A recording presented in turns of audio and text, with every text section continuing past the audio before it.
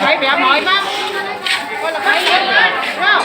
con nó chạy miếng đi con sắp tên con cái này con phải tên cháu bay con cho này này nó làm con cả nhưng sắp tên một con thôi của nó làm này ok